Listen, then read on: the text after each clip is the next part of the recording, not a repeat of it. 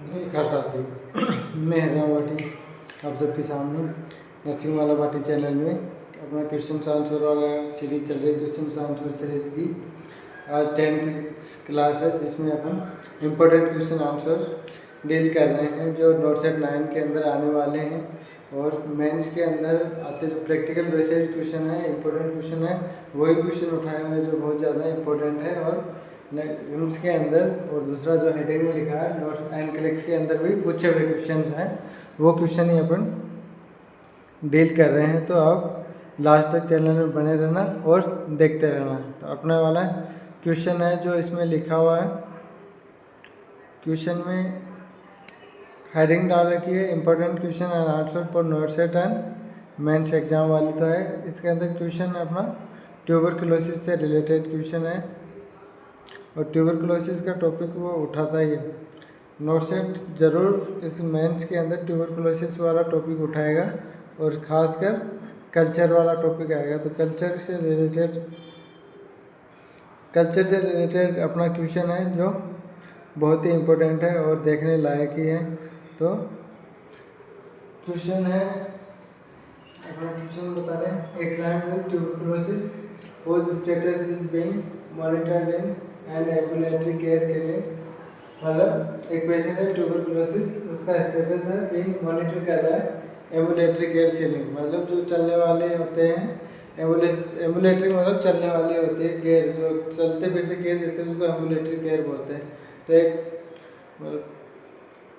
Tuberculosis का patient है, उसको केयर मिल रही है और जो एम्बुलेटरी केयर वाली नर्स है उससे वो पेशेंट पूछना चाह रहा है कि when it is permissible to return to work. मतलब उसको टीबी डायग्नोसिस है, ऑलरेडी डायग्नोसिस है उसकी ट्यूबरकुलोसिस, और वो उससे पूछना चाह रहे हैं क्या पता कि मैं कब अपने when it is permissible to return to work, मैं अपने काम पे कब लौट सकता हूँ। तो उसके बाद नर्स का क्या reply, the nurse replies that the client में resume employment when.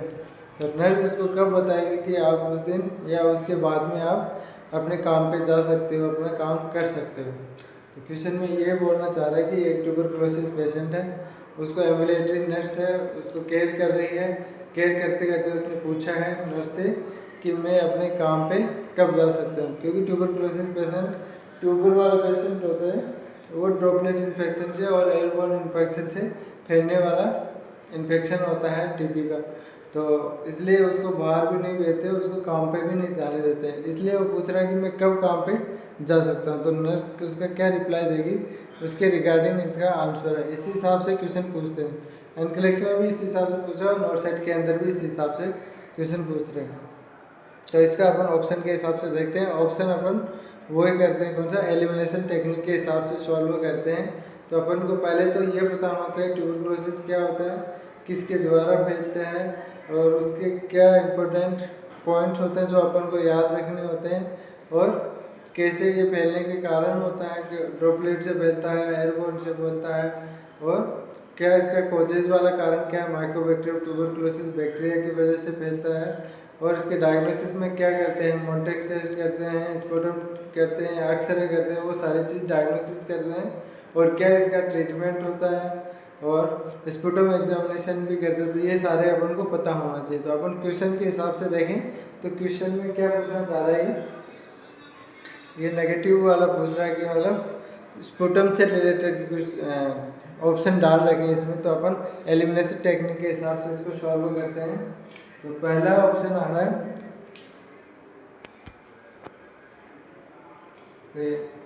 Sputum culture and a Mantoux test are negative test. मतलब वो बोला कि कब मेरे को काम पे जाना है। तो नर्स उसको ये जवाब देगी कि क्या कि आपका स्पुटम कल्चर नेगेटिव आ जाएगा और साथ में आपकी एक्सरे रिपोर्ट नेगेटिव आएगी, उसके बाद में आप जा सकते हो। तो ये ऑप्शन फर्स्ट गलत लगता है। ठीक है, स्पुटम कल्चर का तो मेरे को फिर भी ठीक लग रहा है, लेकिन मोन्टेक्स टेस्ट आर नेगेटिव ये ज़रूरी होना ज़रूरी नहीं है। तो इसके हिसाब से ये अपना फर्स्ट ऑप्शन एलिमिनेट होता है। दूसरा ऑप्शन आ रहा है, दूसरे में क्या लिखा है, sputum culture and chest X-ray are negative. ये भी सेम तरीका है लिखा गया है, स्पुटम कल्चर भी स्पुटम कल्चर होता है वो भी नेगेटिव आना चाहिए। इसमें मोंटेक्स टेस्ट लिखा है, मोंटेक्स टेस्ट इसमें लिखा है चेस्ट एक्सरे, मतलब चेस्ट एक्सरे भी आना चाहिए, ये भी स्पुटम कल्चर, ये दोनों साथ में नेगेटिव आने चाहिए।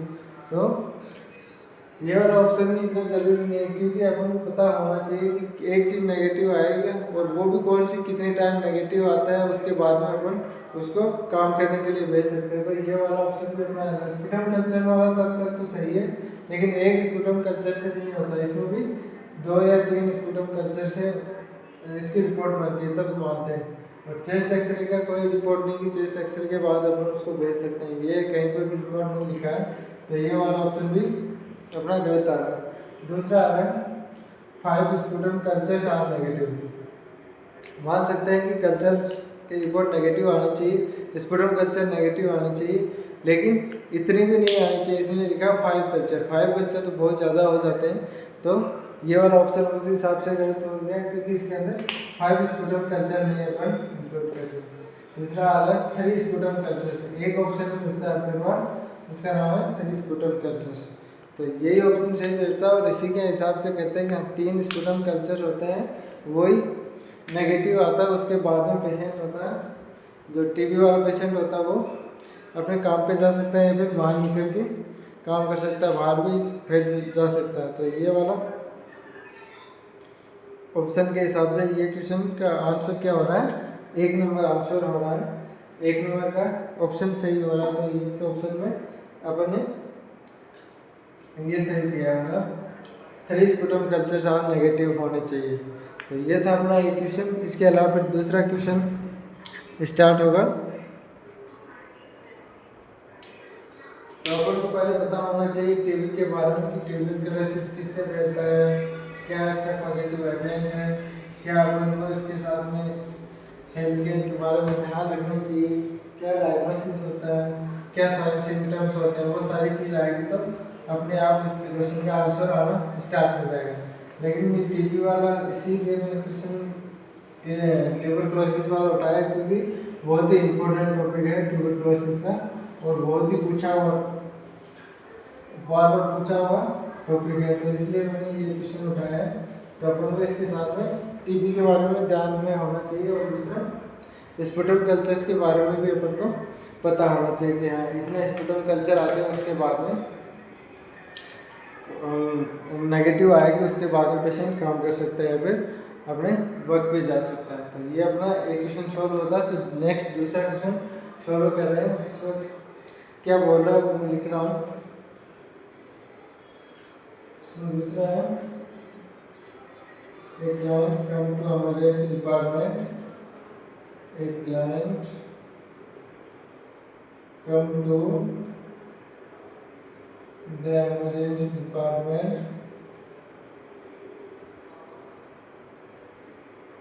emergency department में आ रहा है एक client after an assault, after assault क्या होता है जानते हो, and is extremely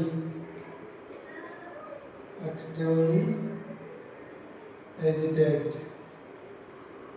बहुत ज़्यादा एजिटेट हो रहा है। इसके बाद ट्रेमलिंग हो रहा है, बहुत ज़्यादा एजिटेट है, ट्रेमलिंग आ रहा है, और हाइपरवेंटिलेट हो रहा है। एक होता है नॉर्मल वेंटिलेशन बोलते हैं, एक हो रहा है हाइपो, तीसरा हो रहा है हाइपरवेंटिलेटिंग। ये क्या कंडीशन होती है ये भी बता देंगे अपन। द एप्रोप्रिएट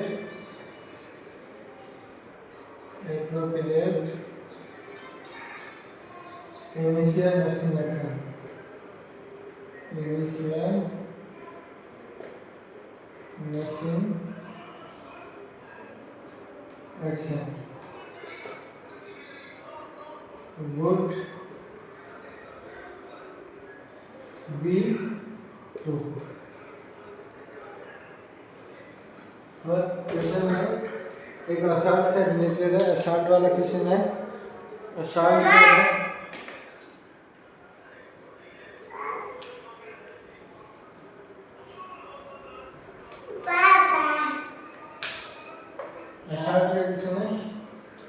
कितने टाइम के साथ होता है वो भी डिफाइन करेंगे। तो फर्स्ट ऑप्शन आ रहा है encourage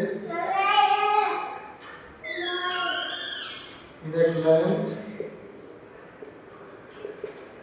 encourage the client to discuss the assault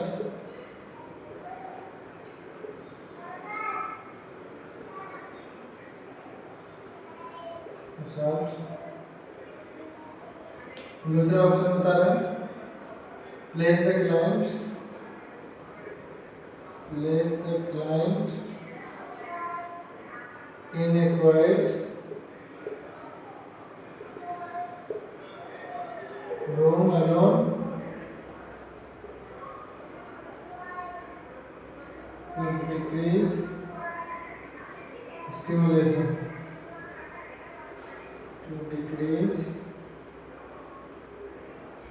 stimulation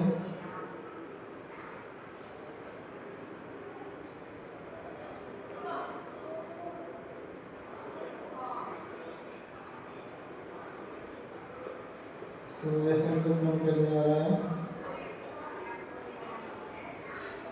तीसरा ऑप्शन आ रहा है remain with the client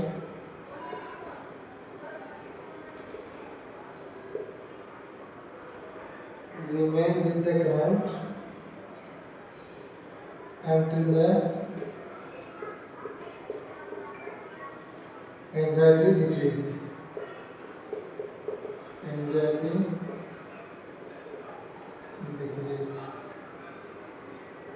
fourth option आ रहा है begin to teach relaxation technique।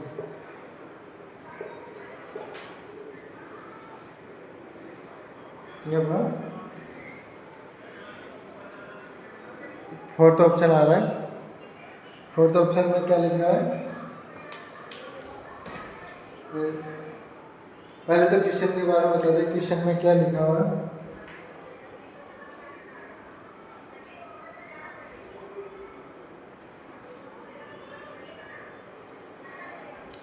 Question में बता रहा है कि एक client to the emergency department after an assault, मतलब एक पेशेंट आया इमरजेंसी डिपार्टमेंट के अंदर जिसका क्या हुआ, असॉल्ट हुआ। असॉल्ट में अलग अलग टाइप का फिजिकल असॉल्ट भी होता है और नेग्लिजेंस भी होता है। ये सारे नेग्लिजेंस के अंदर ही काउंट होते हैं। असॉल्ट का मतलब जिसकी चोट लगी हुई है, किसी को मारा होता है, उसको बोलते हैं असॉल्ट की कंडीशन। तो असॉल्ट हुआ है एक्सटर्नल, जिसकी वजह से पेशेंट को मारा, मान लो कि किसी जगह से किसी ने मार दिया हो, उसकी वजह से वो क्या हो रहा है, एजिटेट हो रहा है, ट्रिम्बलिंग हो रही है और हाइपर वेंटिलेट होता है। हाइपर वेंटिलेट मतलब बहुत ज़्यादा सांस आ रहा है और शॉर्टनेस ऑफ ब्रीथिंग की कंडीशन आ रही है, या फिर टेकीपिनिया की कंडीशन आती है, उसको हाइपर वेंटिलेट होते हैं। टेकीपिनिया के साथ में बहुत ज़्यादा सांस भी लेते हैं, जैसे कैसी कंडीशन, जैसे शॉर्ट और लंबी टाइम से सांस ले रहा हो, उसको बोलते हैं हाइपर वेंटिलेट। और तो उसके बाद में क्या नर्सिंग अप्रोप्रिएट एक्शन है, ये पूछना चाह रहा है कि फिजिकल असॉल्ट होने के बाद में क्या अप्रोप्रिएट नर्सिंग एक्शन करेगी। तो वही अपना आ रहा है कि जिसके अंदर अपन ऑप्शन पढ़ेंगे, ऑप्शन के हिसाब में कहेंगे, वो अलग क्वेश्चन अलग ऑप्शन होता है उसको अलग कर देंगे, उसके बाद में जो सेलेक्ट होता है उसको सोल्व करेंगे। तो पहला वाला आ रहा है begin to teach relaxation technique, मतलब उसको रिलैक्सेशन की टेक्निक के बारे में बताएंगे या स्टार्ट करेंगे। तो ये वाला ऑप्शन मेरे को थोड़ा सा डाउट लग रहा है, हो सकता है चलो ठीक है टीच करते हैं उसको रिलैक्सेशन टेक्निक, लेकिन वो इस कंडीशन में नहीं कि बहुत ज़्यादा ट्रिबलिंग आ रही है, एजिटेट हो रहा है, इसलिए वो सुन ही नहीं पाएगा। तो टीचिंग का तो ऑप्शन इसलिए गलत है, टीच का नहीं है, पर उसको बताएंगे नहीं, तो टीच वाला ऑप्शन तो ये गलत है। तीसरा ऑप्शन क्या है, remain with the client until the anxiety decrease, मतलब पेशेंट के पास में अपन रहेंगे और तब तक रहेंगे जब तक उसकी एंजाइटी होती है वो डिक्रीज नहीं होती है। तो कब तक ये ऑप्शन मेरे को बिल्कुल सही लग रहा है, मतलब पेशेंट फिजिकल असॉल्ट वाला है, वो ट्रिमलिंग आ रही है उसको और एजिटेट हो रहा है, तो उस कंडीशन में अपन क्या करते हैं, पेशेंट के पास में रखते हैं, उसको सांत्वना देते हैं, उसके बारे में उसको एक्सप्लेन करते हैं और एंजाइटी होती है उसको दूर करने का काम करते हैं। तो इसलिए ये ऑप्शन अपन को बिल्कुल सही लग रहा है कि इसके अंदर पेशेंट के पास में रहते वो अपनी बात सुन भी लेगा और जब तक रहेंगे जब तक उसकी एंजाइटी कम नहीं होगी तब तक उसके पास रुके रहेंगे, तो उसको ज़्यादा एंजाइटी नहीं होगी या फिर स्ट्रेस के अंदर नहीं जाएगा। तीसरा ऑप्शन आ रहा है, और भी पढ़ लेते हैं अपना ऑप्शन, तो पढ़ते हैं क्या पता कुछ और अलग दे रखा, तो अपना रूल ये होता है कि सारे ऑप्शन पढ़ने जरूरी होते हैं। Place the client in quiet room allowed to decrease stimulation, मतलब पेशेंट को बिल्कुल क्वाइट रूम के अंदर रख देंगे, शांत रूम के अंदर रख लेंगे, जिसकी वजह से क्या होगा, जो स्टिमुलेशन मिल रहा है वो शांत हो जाएगा। तो ये ऑप्शन भी बिल्कुल गलत है, क्योंकि पेशेंट को अकेला नहीं छोड़ते अपन, अकेले छोड़ने से तो कुछ भी कर सकता है पेशेंट, सुसाइड वाली कंडीशन भी आ सकती है। तो ये अपन को जरूर ध्यान में रखना है कि वैसे एक तो साइकेट्रिक पेशेंट है, एक इसको जो असल्ट वाले पेशेंट है उनको अपन अकेले नहीं छोड़ते, तो ये वाला ऑप्शन भी गलत है, उसको अकेला नहीं छोड़ते। और चौथा और लास्ट ऑप्शन आ रहा है, encourage the client to discuss the assault, मतलब पेशेंट के पास रुकेंगे और उसको इसके बारे में पूछेंगे, डिस्कस करेंगे, ये तुम्हारे साथ क्या हुआ, कैसे असॉल्ट हुआ, क्यों तुमको मारा, क्या हुआ। तो इस वजह से पेशेंट ज़्यादा और इरिटेट होगा और अपन को बताएगा भी नहीं ये कहने से, तो ये वाला ऑप्शन भी फिर गलत होता है। चारों ऑप्शन के हिसाब से अपना कौन सा ऑप्शन सही हो रहा है कि पेशेंट के पास अपन रुकेंगे और उसकी एंजाइटी हो रही है, उसकी एंजाइटी को अपन रिड्यूस करेंगे, अपन न पूछ के उस वो खुद पेशेंट बताएगा, तो उसकी एंजाइटी होती है वो रिलीव हो जाती है, वो क्या बताएगा कि मेरे साथ ऐसा हुआ ऐसे हुआ, तब उसकी एंजाइटी रिलैक्स हो जाएगी। अपन पूछेंगे क्या हुआ तुम्हारे साथ, तो वो नहीं बताएगा, उससे तो ज़्यादा जाने की कोशिश होती है। तो इस ऑप्शन के हिसाब से अपना थर्ड वाला ऑप्शन राइट हो रहा। तो ये दूसरा क्वेश्चन था अपना। पहला क्वेश्चन ट्यूबरकुलोसिस से रिलेटेड था, दूसरा ये शॉर्ट वाले से रिलेटेड है, तीसरा फिर क्वेश्चन आ रहा है। तीसरे क्वेश्चन के अंदर अपन लिखते हैं, वो भी इम्पोर्टेंट क्वेश्चन होगा जो पूछने लायक होता है, एग्जाम के अंदर पूछा भी जा सकता है। अपन इम्पोर्टेंट क्वेश्चन आंसर को सॉल्व कर रहे हैं जो अभी एग्जाम के अंदर आ सकते हैं और या आने वाले हैं, तो ऐसे क्वेश्चन को अपन डील कर रहे हैं। तीसरा क्वेश्चन है, तीसरे क्वेश्चन में क्या लिखा गया है,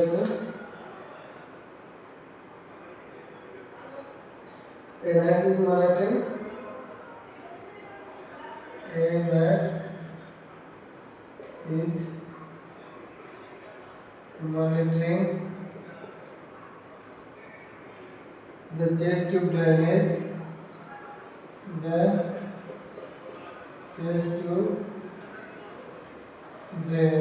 चेस्ट ट्यूब ड्रेनेज के भी बहुत क्वेश्चन आते हैं, ये प्रैक्टिकल क्वेश्चन भी है चेस्ट ट्यूब ड्रेनेज सिस्टम का, और इम्पोर्टेंट टॉपिक भी है। In a client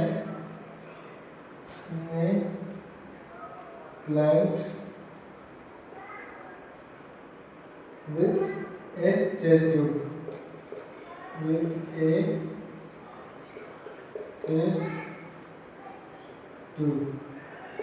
the next, what is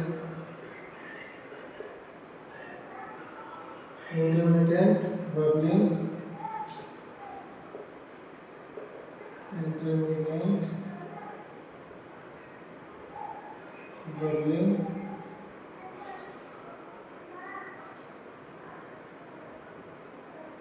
in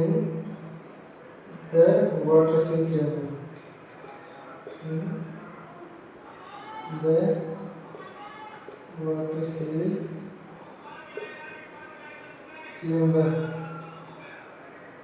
which of the following is appropriate, which of the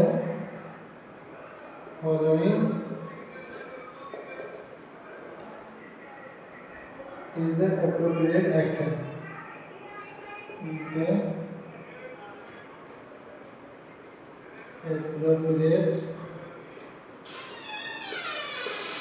action. Option क्या पहला ऑप्शन आ रहा है,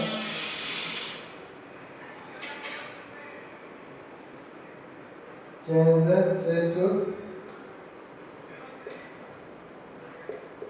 चेंज द चेस्ट ट्यूब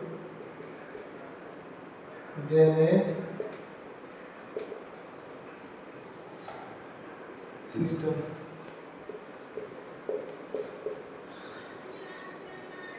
दूसरा डॉक्यूमेंट में फाइंडिंग, डॉक्यूमेंट्स द फाइंडिंग। तीसरा ऑप्शन है check for an air leak, check for an air leak, notify the physician, notify the physician। ये क्या बोल रहा है, क्वेश्चन है चेस्ट ट्यूब ड्रेनेज, मतलब चेस्ट ट्यूब ड्रेनेज से क्वेश्चन रिलेटेड पूछ रहा है कि क्या होता है चेस्ट ट्यूब ड्रेनेज और से क्या एक्शन होता है, उसमें क्या सिम्टम्स आते हैं, मतलब क्या उसके अंदर चेंजेस आ रहा है जिसकी वजह से अपन को उसको ध्यान में रखना होता है। चेस्ट ट्यूब ड्रेनेज में पूछा था क्वेश्चन, पहले क्वेश्चन पढ़ते हैं। A nurse is monitoring the chest tube drainage system in a client with A chest tube, मतलब एक नर्स मॉनिटर कर रहा है एक पेशेंट को जिसके अंदर चेस्ट ट्यूब ड्रेनेज लगा हुआ है। तो चेस्ट ट्यूब क्लाइंट मतलब चेस्ट ट्यूब ड्रेनेज सिस्टम को चेक कर रहा है जिसके अंदर चेस्ट ट्यूब ड्रेनेज लगा हुआ है। बाद में बता रहा है the nurse notice intermediate bubbling in the water seal chamber. ये पता होना चाहिए चेस्ट ट्यूब के अंदर कितना ये वाटर सील चैम्बर होता है। तो वाटर सील चैम्बर के अंदर क्या आ रहा है, इंटरमीडिएट बबलिंग शो हो रही है। उसके बाद में which of the column is the appropriate action. Question ये पूछना चाह रहा है कि पेशेंट के अंदर चेस्ट ट्यूब ड्रेनेज के अंदर चेस्ट ट्यूब लगी हुई है, मतलब चेस्ट ट्यूब के अंदर चेस्ट ट्यूब ड्रेनेज सिस्टम लगा हुआ है और उसके अंदर बार बार इंटरमीडिएट बबलिंग हो रही है। तो नर्स का क्या एक्शन होता है उससे, अगर इंटरमीडिएट बबलिंग हो रही है तो अपन ऑप्शन के अकॉर्डिंग क्वेश्चन को सॉल्व करते हैं। चारों ऑप्शन पढ़ने जरूरी होते हैं, उसी के हिसाब से अपन आंसर पुटअप करेंगे। तो पहला ऑप्शन आ रहा है, पहला ऑप्शन आ रहा है change the chest tube drainage system, मतलब पूछ रहा है कि चेस्ट ट्यूब ड्रेनेज सिस्टम को हम चेंज करेंगे। तो अगर अपन केवल एयर लीक बबलिंग ही हो रही तो उसमें चेस्ट ट्यूब ड्रेनेज चेंज करने की कोई ज़रूरत नहीं है। तो पहला ऑप्शन अपना को गलत लग रहा है तो इसको अपन गलत करते हैं। दूसरा आ रहा है डॉक्यूमेंट द फाइंडिंग, हाँ ये बिल्कुल सही लग रहा है। अगर कंटिन्यूस बबलिंग हो रही है तब तो वो खतरनाक होता है, लेकिन इंटरमीडिएट बबलिंग हो रही है, रुक रुक के बबलिंग आ रही है तो उसके अंदर कोई प्रॉब्लम नहीं होती है, नॉर्मल फाइंडिंग होती है, इसको डॉक्यूमेंट करना ज़रूरी होता है। तो ये ऑप्शन मेरे को सही लग रहा है कि डॉक्यूमेंट द फाइंडिंग। तीसरा ऑप्शन आ रहा है, फिर तीसरा ऑप्शन और पढ़ते हैं क्योंकि अपन की अपना रूल है कि चारों ऑप्शन पढ़ने ज़रूरी होते हैं, उसके बाद में अपन आंसर करते हैं। क्या पता लास्ट वाला ऑप्शन कुछ अलग दे रखा हो।